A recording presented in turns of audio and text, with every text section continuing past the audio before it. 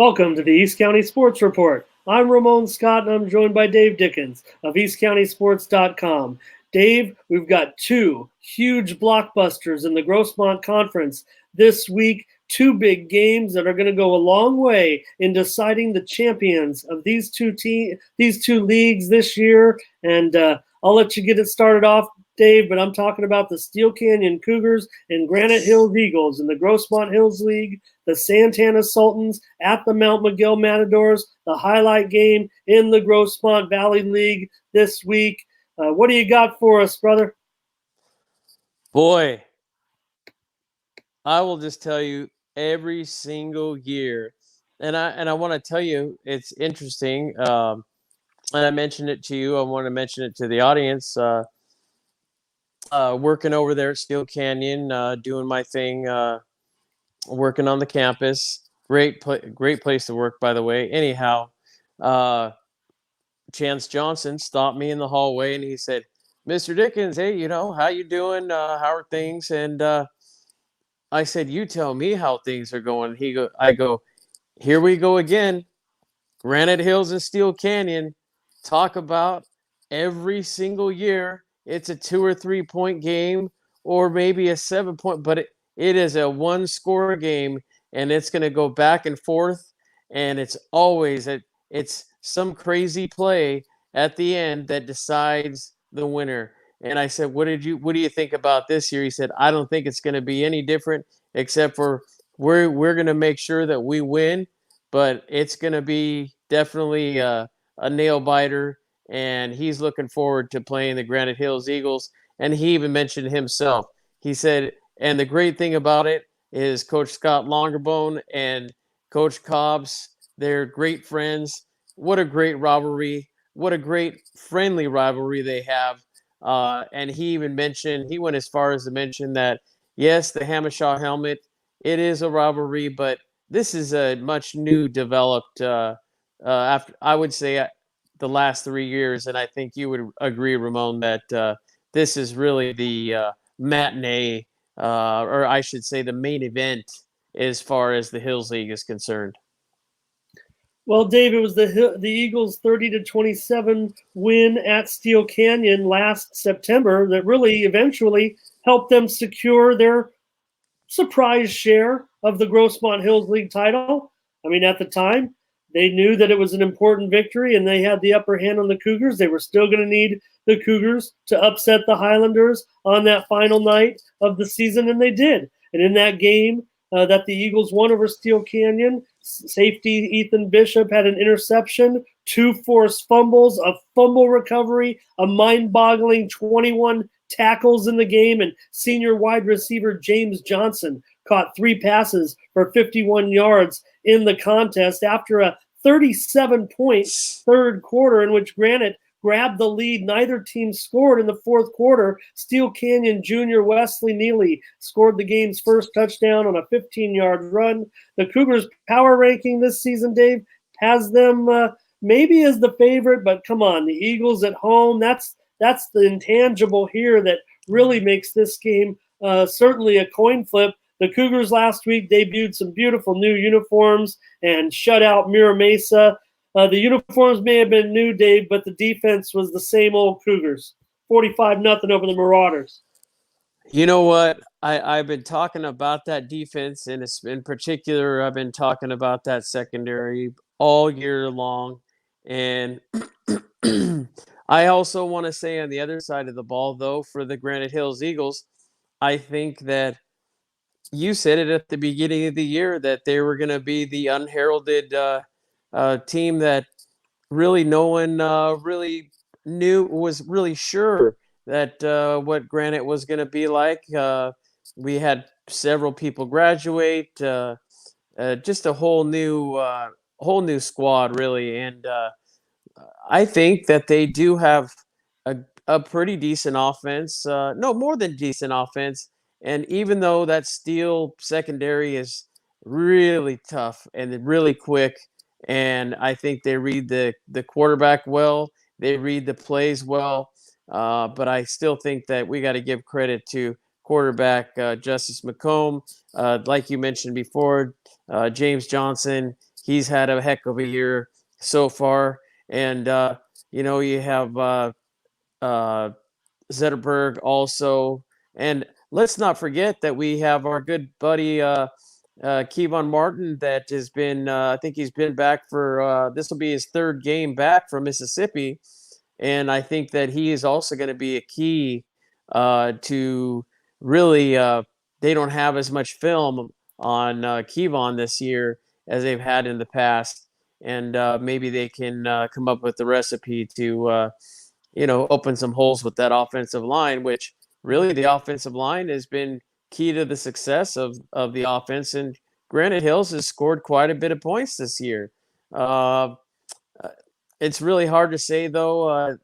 Then again, they have their typical great defense. We talked to Jeremiah last year or last week, Jericho, and how great he thinks the D line is, and he's got a pretty decent secondary. And again, Ethan Bishop.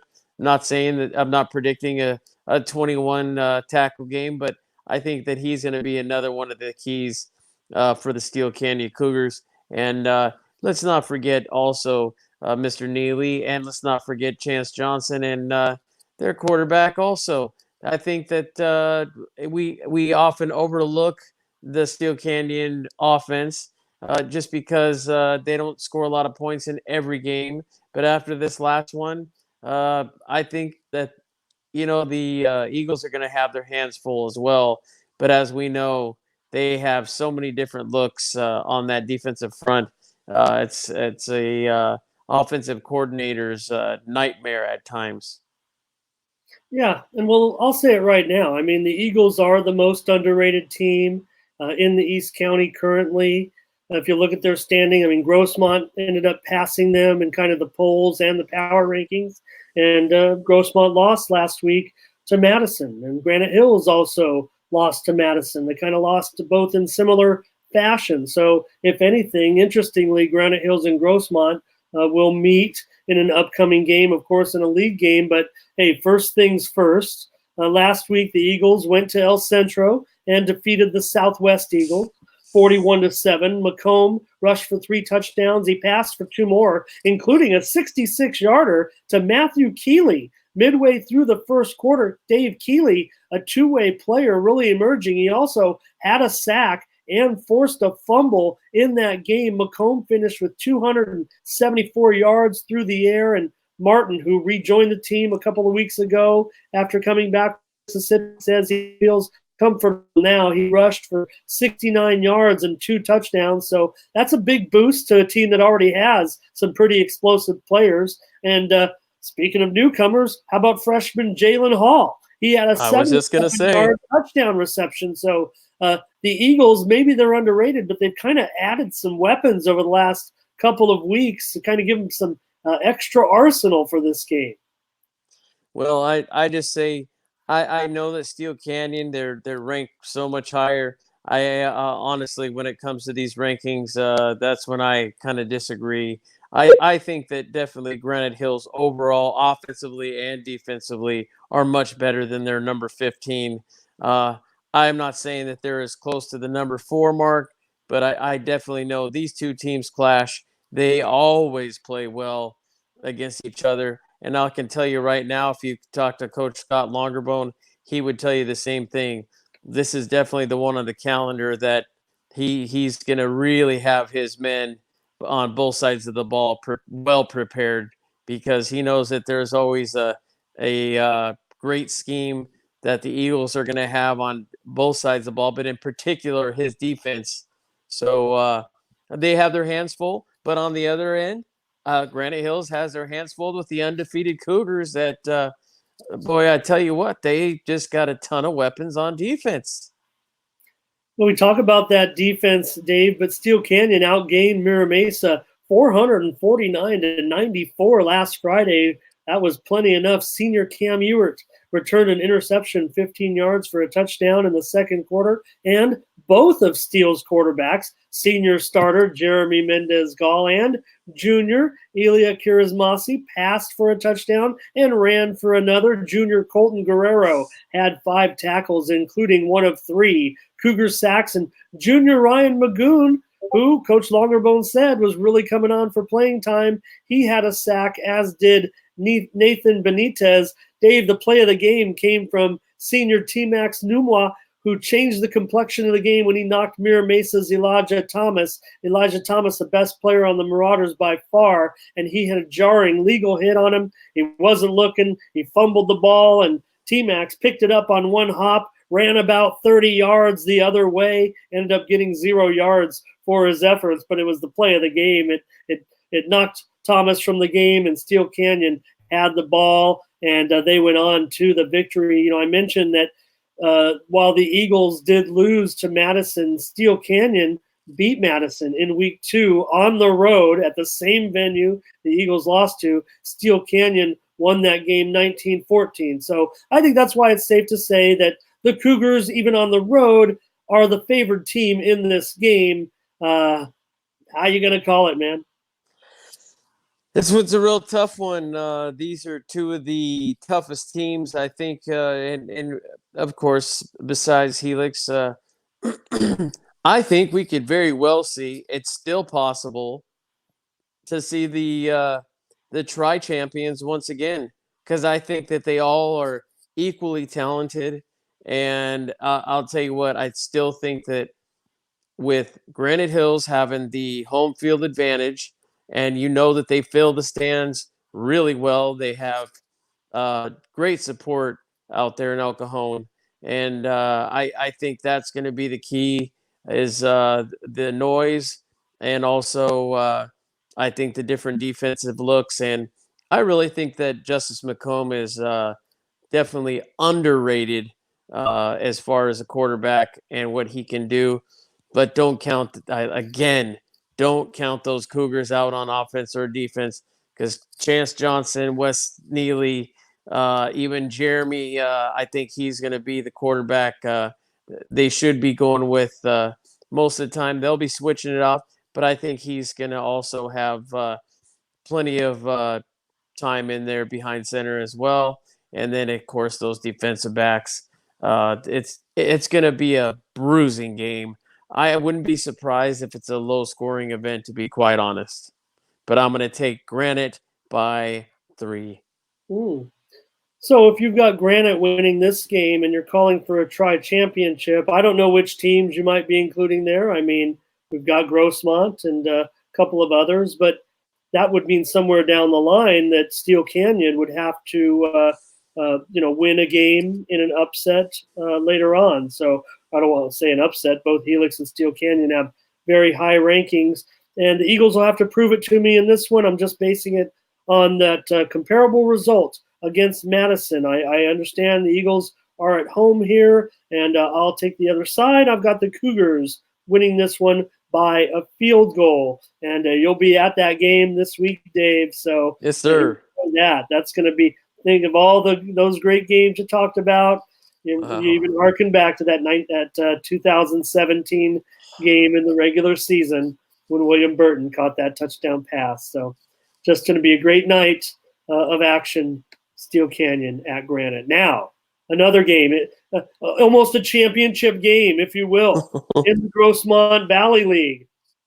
Look, we talked to Cole Klingerman. We give all the respect to the West Hills Wolfpack. They're kind of resurgent right now after their win over El Capitan last week. So they're going to look in the league and say, hey, we've got a chance. But right now, if you just look at the ratings, you don't look at the ratings too much, but these are the top 2 rated teams. Santana is number 1 in their whole division for the postseason, and they're 6-0.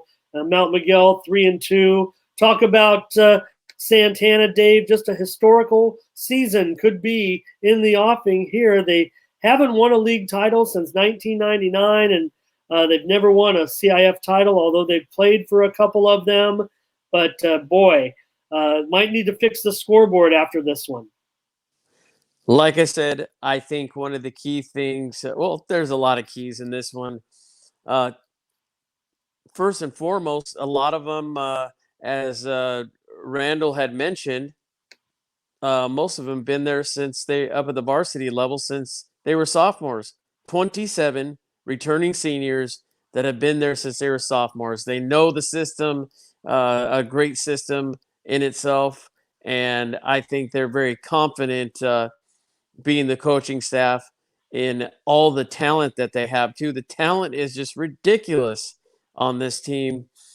From As we don't even call them Nathan and Nathan, we call them. We got Temple, the quarterback, and then we have Hughes as one of his go-to guys, along with Randall as well. And then we got Brooks Muta. We got several just great, fantastic linemen. And then we have, they were talking about Jared earlier also. And I mean, there's just so much talent on this team. And, but I don't want to discount the Mount Miguel Matadors. I think Troy Starr has done a tremendous job with the kids that he has, with the numbers of the kids he has. The numbers are still down, just like they deal with at Mountain Empire and over at El Cajon Valley. I think he has done a similar job, actually, of what Nick Osborne's done down in, and we'll talk about that in a moment, with El Cajon. They're buying into the system, and they have the talent there to do it. And I will say it again, the prolific, best quarterback and receiver team is definitely Mr. JD, and also his good buddy Alan Pompey. I mean, those guys. I didn't remember exactly what you said, but I think you said he's almost got 1,000 yards now. And it's still plenty of season left. We're just starting the league. I really see this though, unless somebody makes some key defensive turnovers. I see this thing being a very high scoring game. And that came from Mr. Temple, by the way, at the beginning of the season. Yeah, Dave, the Matadors had their game against Sweetwater last week, moved to Spring Valley. Sweetwater's field was unplayable, so the Matadors got a home game out of it. They didn't need the home field advantage. It probably wouldn't have mattered. The Matadors ended up winning pretty big behind Laverdier's 3 touchdown passes and 3 rushing touchdowns. He's running the ball in again. Senior receiver Jaheim Allen Pompey, you mentioned him. He should get serious consideration as an all-CIF performer for some of these numbers, Dave. He has this season now 41 receptions for 989 yards and 12 touchdowns. Laverdier this season is 96 of 162 for 1,564 yards with 17 touchdowns. In his career now, JD has thrown for 4,500 yards. That's averaging 300 yards passing per game. And we also know all the numbers that the Sultans continue to put up with their passing game. I think the key factor in the whole synopsis of this game, however, maybe the Sultans are rated higher than the Matadors. They are on the road, but look, the Sultans have dropped 7 straight meetings to Mount Miguel. The last time they beat them was in 2002. Back in 2011, when Santana was off to an 8-0 start and had a team that looked very similar to this, well, what happened? They lost to the Matadors in Santee, 37-23, just one of 2 losses that season for Santana. So they know not to overlook this game. They looked real good last week, Dave. They beat an undefeated Vincent Memorial team 42-0. It was the second time this season that Santana played, an unbeaten team after a couple of games, of course. Montgomery was undefeated. Santana went on the road, dispatched to them. Vincent Memorial came in, having just beat another Grossmont Valley League foe, El Cajon Valley, pretty handily. Vincent Memorial came into Santana on homecoming. Santana dispatched to them real quick. In that one, Temple had 3 touchdowns. Randy Smith on the receiving end of 2 of them. They've combined for 13 touchdowns already this season. I also want to mention, Dave, senior Nick Valentine, who was the homecoming king. He had an interception, and junior linebacker Nick Brass had a fumble recovery. The Sultans recorded their 3rd shutout in the last 4 games, Dave. Santana has outscored their opponents 245 to 32 this season. Jeez. I will tell you, you know how this game's going to be is going to come down to and why it's going to be won by the Sultans. And it's not going to be Temple. It's not going to be Hughes. It's not going to be Randall. It is going to be the big difference of Brooks Mutah being able to move the ball on the ground. And I think that's going to be the biggest key.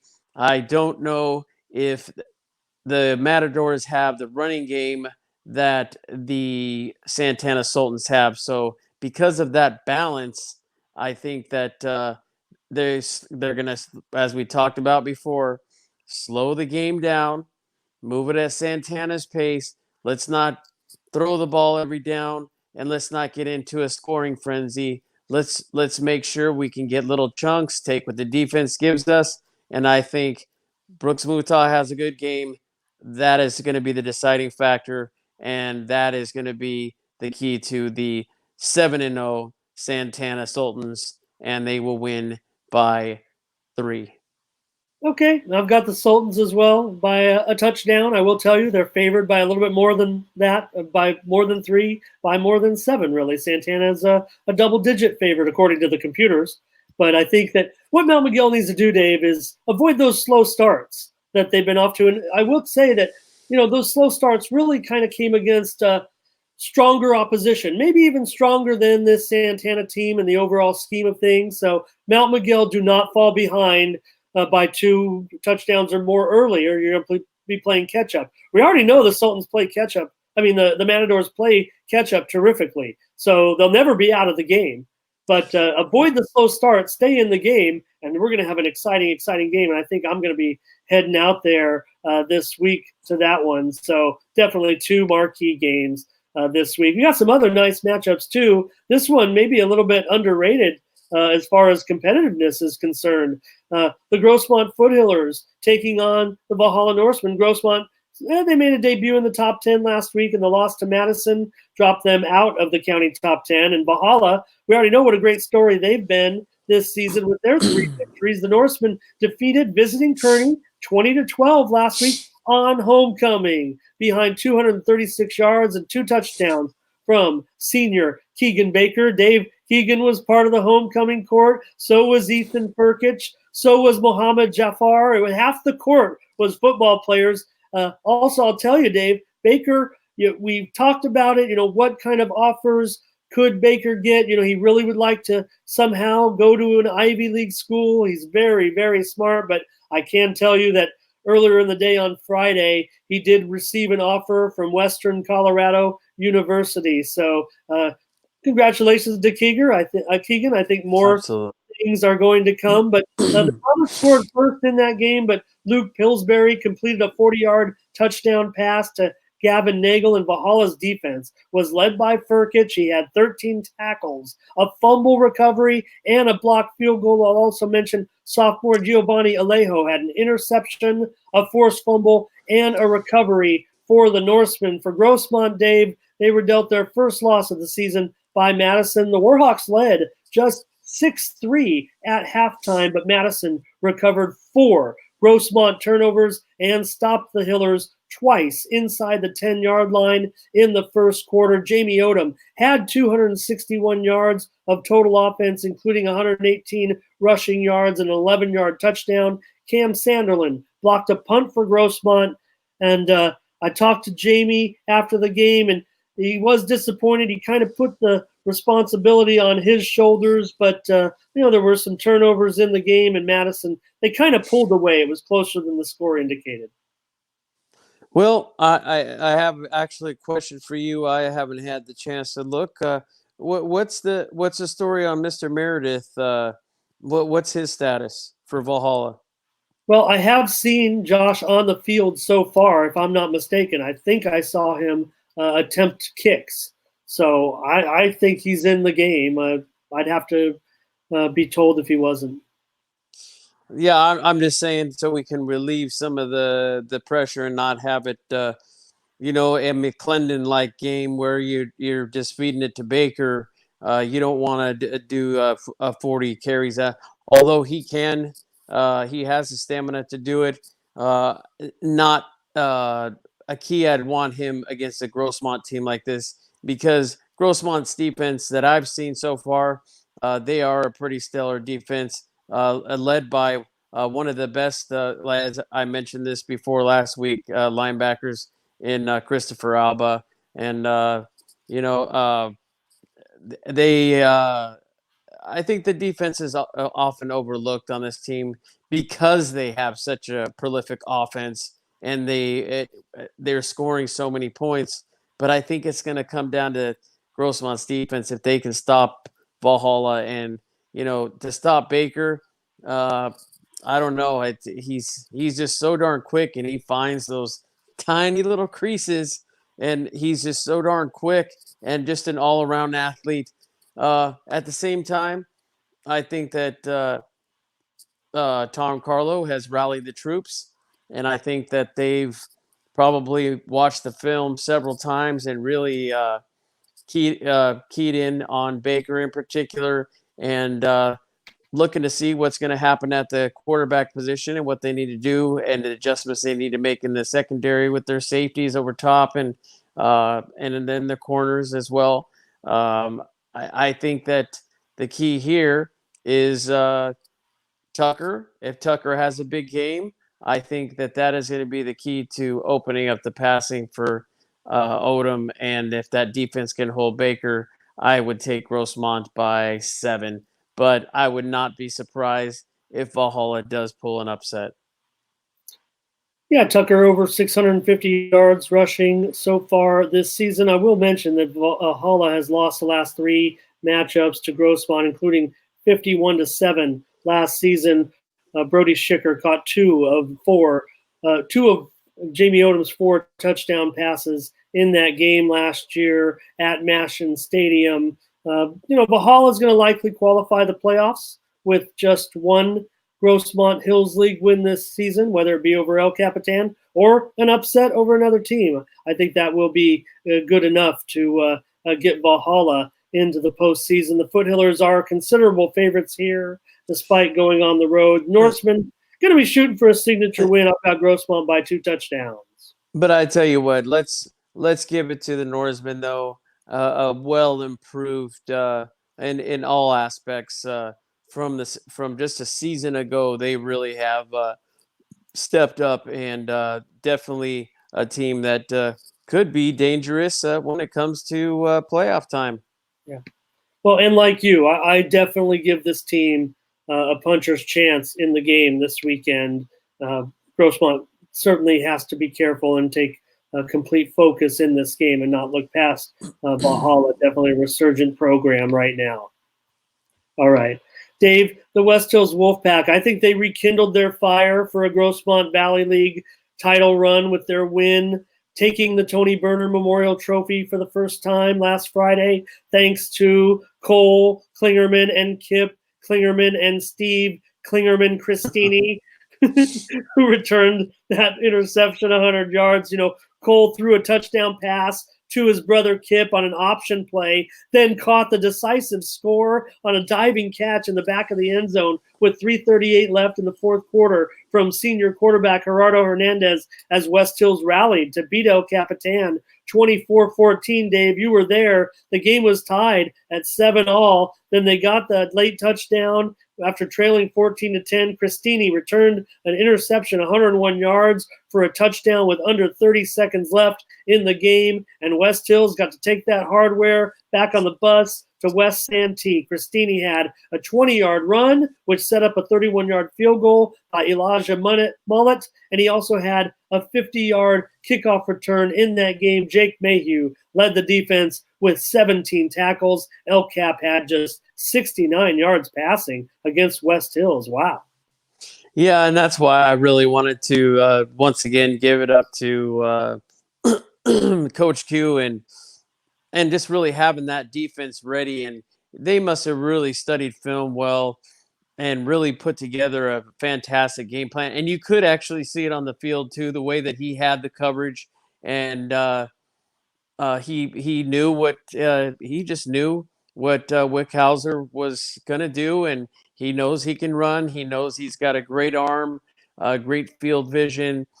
and they knew that if he couldn't make it happen, that Donnie Green was going to be the guy to go to. And they just did a tremendous job at the line, even at the defensive line, of stopping them short in their tracks. And just those big plays, those outstanding plays that you've come to know, like they had against Patrick Henry a couple of weeks ago, they just weren't there. Whether it be some secondary plays where we were knocking balls away, and impossible catch and touchdowns. They just, I don't want to say that El Cap was playing a bad game at all. I just think that in this one, just like last year, I think that Coach Berner outcoached and out schemed uh, West Hills, and I think Casey really went back to the drawing board. And again, like I said, give Coach Q the defense. The way he coordinated everything worked almost perfect. And I don't want to take anything away from. I think Wickhauser is still going to bounce back, and they are going to get a win. They still got one of the best offense, and if you look at their numbers, they've got, with no wins, they have quite a few touchdowns. They have a ton of yards, and yet they just don't have the win. And we all know they're playing in one of the toughest leagues. We've already talked about that. We could talk about this all night, but I think El Cap is on its way to a win. But you got to hand it to West Hills. They made some spectacular plays, and uh, and real quick on El Cajon Valley, I've seen them quite a few times. I think they do bounce back, and I think it's going to be a close game. They did lose some. They lost a close one 2 weeks ago to a good Claremont team, and then they lost last week as well. But I don't think that it's taken any wind out of their sails, and I think they're still buying into Coach Osborne's system, and I think that the system and the people that they have on the sideline coaching, I think that they're doing a fantastic job. And again, with Jamarius Hyde being one of the best running backs, that's, I think, honestly overlooked, and even a smaller guy, and then playing both ways. And talk about playing both ways. What about Joe Malone? He's not only running the offense, but he's also making some beautiful plays in the backfield, quite a few tackles. I think this team, it's not about who the all stars are, it's about that they play as a team. And I think that West Hills needs to be prepared and not take these guys too lightly, because El Cajon could sneak past them. Unfortunately, though, after I saw the way El Cap played, or not El Cap, how West Hills played last week, I'm going to have to go with the Pack at least by 10. Yeah, Dave, I fixed the graphic there because the producer of the show doesn't know what he's doing. Of course, this is West Hills' homecoming this week against the Braves. We talked to Cole Klingerman earlier, got the inside scoop that Jake Mayhew and Steve Christini are in the running for homecoming king. So a little bit of excitement for West Hills this week in their home game with the Braves. That West Hills cannot afford an upset at the hands of El Cajon Valley. They are in a desperate, mad scramble to still get into the playoffs and need all these wins. May need to win the league title, or maybe I will say two of those games, two of those three of the four to get in to the playoffs. So, I saw last week a couple of the Braves. I saw Clarence Johnson and Kevon White out at the Madison Grossmont game. They were checking that game out. They were kind of hanging with Madison a little bit after the game was over. But, I saw Johnson and White, and they were not lacking for confidence heading into this game or any of the Grossmont Valley League games, despite losing the two games in a row. West Hills did win last year's contest 47-13, limiting El Cajon Valley to just 5 yards rushing in that game. Cole Klingerman had 3 receptions, including one for a touchdown, and he was right next to Kip Klingerman when he blocked a punt in that game. Clarence Johnson caught a pair of touchdown passes for the Braves in that matchup last year. So certainly something that those guys in the West Hills secondary will be watching. Johnson finished with 147 yards, and he also had 5 tackles on defense. This year's matchup, I think, is going to be closer, but the Braves are going to have to force their own breaks against a Wolfpack unit, Dave, that quite frankly does a stellar job at protecting the ball. I think that's why West Hills has been able to right its ship here. I mean, I don't know, they might be kind of right on pace to where they need to be into league with that 3-2 record. Yeah, and one other thing that toughest kid I've ever seen, especially for his size. I'm just hoping for Joe Malone that he's healing up. He had a bone bruise on his shin. I believe it's his planting foot, and he's been battling that for the last couple of weeks. And but I'll tell you what, maybe a slight limp, but I've never seen such a tough kid for having a bone bruise like that. That kid is such a competitor and such a smart player out there. So I'm just wishing him the best on getting healthy and preparing for this Wolfpack coming in here. But again, just like I talked about the Valhalla Grossmont game, is there a possibility that Elkhorn wins this game? Absolutely. It's definitely, I don't think it's going to be as lopsided. I am, however, going to go with the Wolfpack, and I'm going to go with the Wolfpack by 14. Yeah, I've got the Wolfpack by a couple of touchdowns for sure. I forgot, Dave, I wanted to ask Cole about the status of Brendan Green. He missed the game last week, and I wanted to get an update on his status. He was on the sidelines on crutches, so I don't know if he's missing an extended period of time, but nice job by West Hills not needing Brendan in that game. I'm sure they missed him, and that's why it was such a close game. But I think in this one, West Hills should take care of business against the Braves, but I'm giving the Braves every chance because of those explosive players. And Dave, even though West Hills may not have to change their defensive schemes, don't be surprised if we see Mario Jacob taking some snaps at quarterback for El Cajon Valley. So Jacob Tawanu'u, our friend, says Nick Osborne doing a great job with those El Cajon Valley Braves. Okay. Absolutely. Let's take a look at a couple of other games. Let's briefly touch on some of these. El Capitan is going to take on number 1 Hellx. We've talked about league realignment and whatnot. This will be the Highlanders' homecoming. They were expected to get a challenge last week from perennial state power Oaks Christian of Westlake Village, but Dave, last Friday, that hardly materialized. Instead, former Hellx great Ezekiel Noah was on the sidelines as he saw his younger brother El Elyon rush for 276 yards and 4 touchdowns in a 42-17 win over the Lions. El Elyon had a 58-yard touchdown run on the first play from scrimmage, and seeing El Elyon had to bring a smile to Zeke's face after Zeke sustained that season-ending injury at Boise State. But Hellx went on and did a great job against a perennial state power in Oaks Christian. Senior Keontae Scott had a touchdown reception and an interception, while senior quarterback Cameron Brown had another extremely efficient game, going 11 of 15 for 143 yards, including a touchdown pass to Timothy Christopher. Dave, for the Vaqueros, we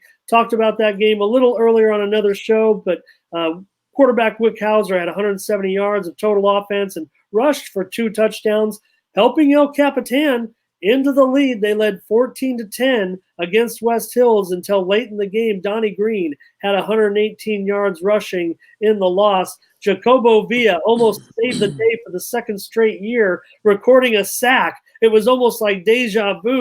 He got that sack and forced West Hills into a 4th down when they pulled out the victory with that diving touchdown catch by Klingerman in the back of the end zone. Dave, on that play, Villa forced the fumble. The ball was loose. Everyone was scrambling for it, but West Hills won the scramble, and the recovery was decisive for the Wolfpack, or the Vaqueros would have had that win. Well, I got to tell you, too, Uh, and I hope I don't I don't upset the coaching staff. Uh, However, I don't know who the replacement is or who's calling it, but I could already see a change as far as how well and how much better the defense really came out to play for the Vaqueros. They are playing a tough Hellx team. Uh, it's going to be really hard for them, but I do know that the defensive coordinator, there has been a change at that, and I'll just leave it at that. I don't want to put any more details out there than necessary, but it looks like this Vaquero defense might be picking up some speed too, and getting better to where they might win a couple of these league games with that high-powered offense. But Hellx, unfortunately, I think it's going to be a real tall order. That would be the upset of the decade, or even of the century. Even though I think, boy, they got such that great offense, and you go out and you watch these guys play, and the way Wick can sling that ball around, and the way he runs through these tackles, they're definitely going to score some points against the Highlanders. I will give them that. I'm going to, unfortunately, though, all the weapons that Hellx has and just the run they're on, and after beating Saints and beating Cathedral, I'm going to have to, unfortunately, on this one, or fortunately, I'm going to have to take Hellx by 21 or more.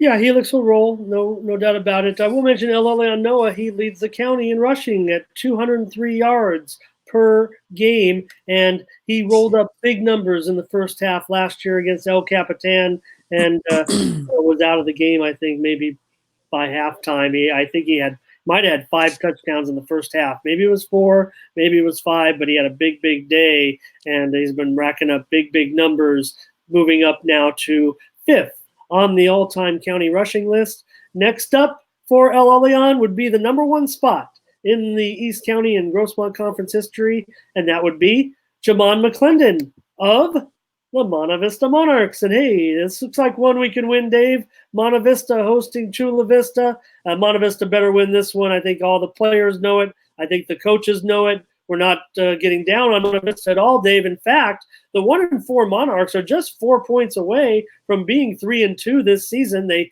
nearly defeated Imperial on the road 2 weeks ago, and the Tigers stunned the Monarchs with a long touchdown pass in the fourth quarter. That's the last time we saw Monte Vista play. They had the bye last week. Senior Xavier Leyva had a 16-yard touchdown reception from senior quarterback Ruben Silva, and senior running back Isaiah Gardner had a 65-yard touchdown as the Monarchs led Imperial 17-7 at halftime. Junior Brandon Deasy kicked a 39-yard field goal in the first half. Dave, the Monarchs are currently outside of the Division II playoff bubble, so they cannot afford a loss to this lower-rated team in Division IV, but still the Spartans are going to need an extraordinary effort to probably beat the Monarchs. Well, I'll tell you, this is where I think Monte Vista starts picking it up. And I think this was the whole – I don't want to say it was the entire plan, but I think after talking to Coach Hamamoto at the beginning of the year, the really tough teams that he scheduled for non-league with the Lincolns and such, I think that he scheduled these tough teams for exactly this reason. And they competed with a lot of these tougher teams, and I think that they've learned a lot. And I think because of those tough squads that they played against, and they were able to compete, and like you said, a couple of these later teams, it was a couple of points here and there. I think that now Chula Vista's down. They definitely have a chance. I mean, they have too many weapons to lose this one here, and I think they're going to really be just really ripe for the picking when it comes to this one. And I'm expecting big rushes from Gardner from the backfield.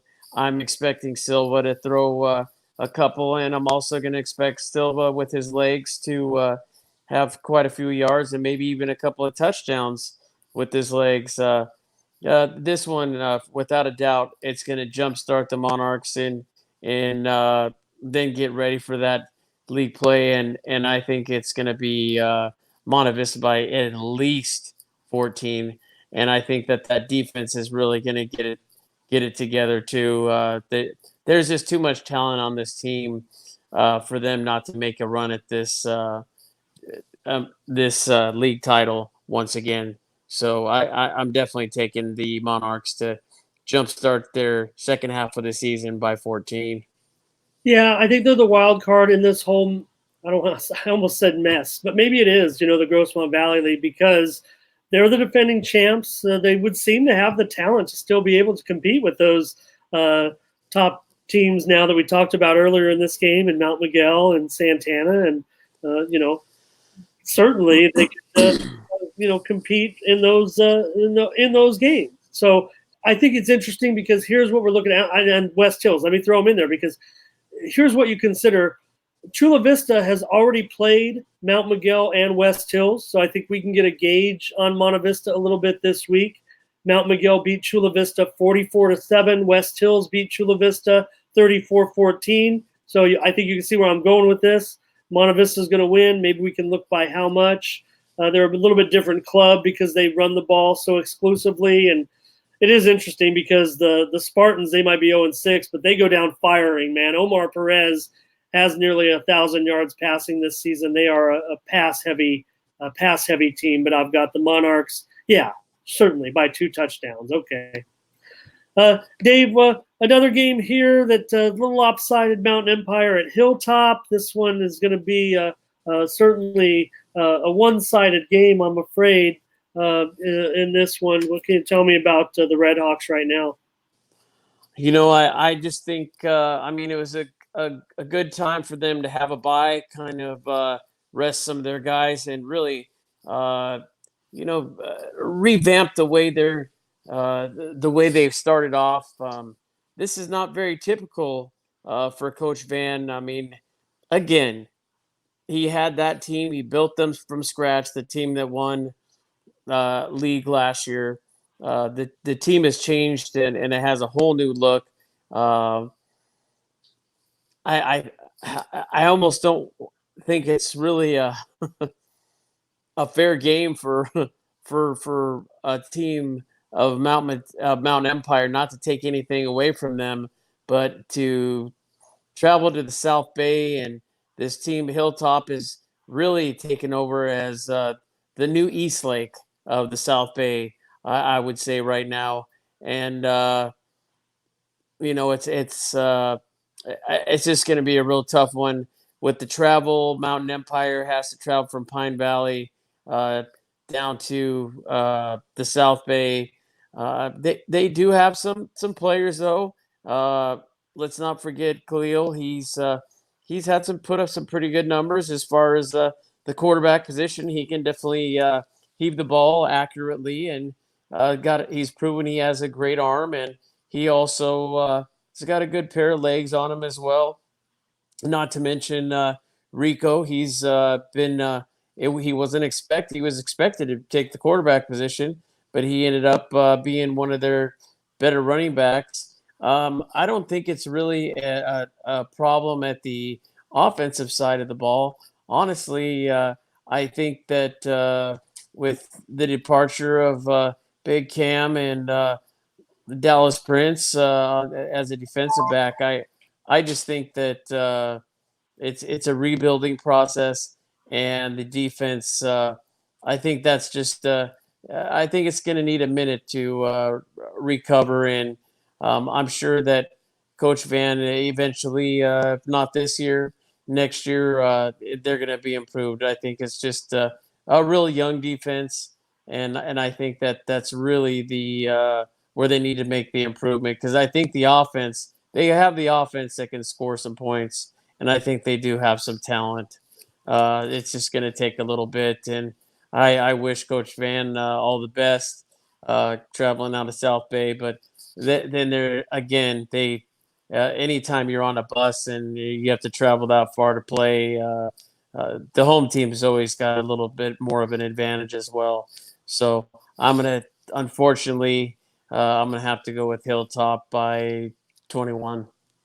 Yeah, it's going to be a rough time for Mountain Empire. I don't have much to add. I haven't heard from them, and hopefully we'll get some information about how the team's doing. All right, just going to cover one more Friday night game. This is another lopsided game. It looks like Calvary Christian 0-4 against Foothills Christian. The Knights, Dave, unfortunately didn't get to play a game last week. They took a forfeit from the Julian Eagles.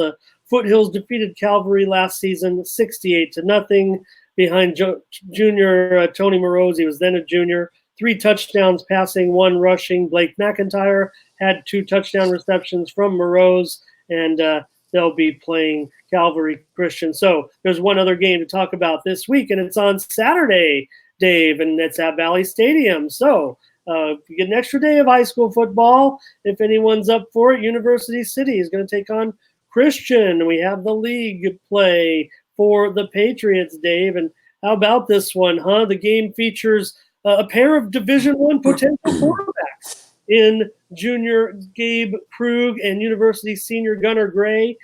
Gray has already received interest from 5 Pac-12 schools. He was invited over the weekend to participate in the Blue-Gray All-American Bowl series, while we know that Krug already has his scholarship offer in hand from Arizona State, and there could be more from him on the horizon. Krug rushed for 107 yards and 2 touchdowns, including a 48-yard game clincher in the Patriots' 31-28 win over Central Union 2 weeks ago. That was the Spartans' 5th loss in just their last 30 games. Dave, the Patriots signal callers had great success passing and running the ball behind the offensive line of Eric Markowitz, Yaya Owens, Andrew Carlock, Nathan Wells, and Cole Bryant. Yeah, well, Dave Beezer had good things to say about the offense and how well Krug had played and was just lights out. I mean, he was on point along with his receivers, and we had Beezer on last week, meaning I'm referring to Todd. So they're on. I think their offense has no issues right now, and I really don't think that their defense has issues. But there is a couple of key points that were brought up, and a couple of missed tackles that could have cost them the game. But fortunately, they put enough points up to secure the win. But I can guarantee you, knowing Coach O and Coach Beezer, that this is going to be a revamped and ready to go Christian Patriots team, especially getting ready for University City, which they are very familiar with, and they have played them several times. And boy, did we see some doozies last year too. One I remember in particular, a really beautiful pass. I know it wasn't Christian. No offense to them, but boy, what a beauty. One that I was able to catch right there. That it went right over his shoulder and kind of just the ball placed itself, bouncing off of his arm, and he was able to secure it last year. But these two know each other quite well. I'm looking at the records, so based on that, and I don't have as much information on University City and Christian playing at Granite. I'm going to be saying Christian at least by 14. Yeah, I know the play you're talking about to Casey Granfors. He caught that ball and he pinned it against his shoulder. It was a great play, but I think the best play in the game was the touchdown reception by Bryce Ripple. I don't even know if it was in the same game now that I think about it, because they played back-to-back weeks. That's where I might be confused. But I think it was the one before or the one after. But they were both equally crazy games. Yeah. Well, in the playoff game, the Patriots defeated University City 42-41. Bryce Ripple caught that touchdown pass with 3.8 seconds left in the game, falling on his keister in the back of the end zone, and that gave him the win. The Centurions' mark, Dave, has to come as a bit of a surprise right now at 1-4, considering Gray is such a top-rated prospect. He has nearly 1,300 yards so far this season, and former Grossmont Foothiller receiver Skip Walltower has definitely done a fine job for them. He has 30 catches for 360 yards so far this season for the Centurions, and Casey Granford's younger brother has also been involved in the offense and has looked very good. So, you mentioned getting off to a good start, and the Patriots did that against Central. Senior Jack St. Fleur has returned to the team. He had a 92-yard kickoff return to open the game against Central Union. So I think we can look for Christian to pick up a victory on Saturday night. But, UC definitely has a puncher's chance. Now we want to. Do we want to also give our viewers a kickoff time so they can get out there on time for this one on Saturday night? 7 p.m. Valley Stadium, Saturday night. Of course, Granite Hills. When Christian plays on Saturday night at home, it's because Granite Hills has the stadium on Friday night. We know Granite Hills plays Steele Canyon on Friday night at Valley Stadium, and Christian will play on its home field, Valley Stadium, on Saturday night at 7 p.m. So, Dave, that's going to do it for our games this week. What's on your mind?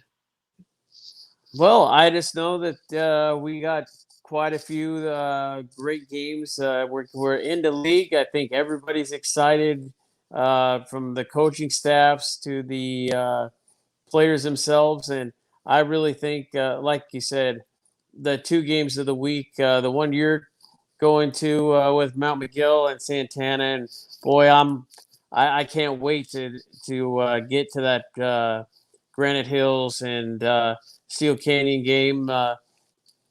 And the good thing, I'll even get to catch my son playing his freshman game at 4:30 on Friday at West Hills. Yeah, so I'll be able to catch that game.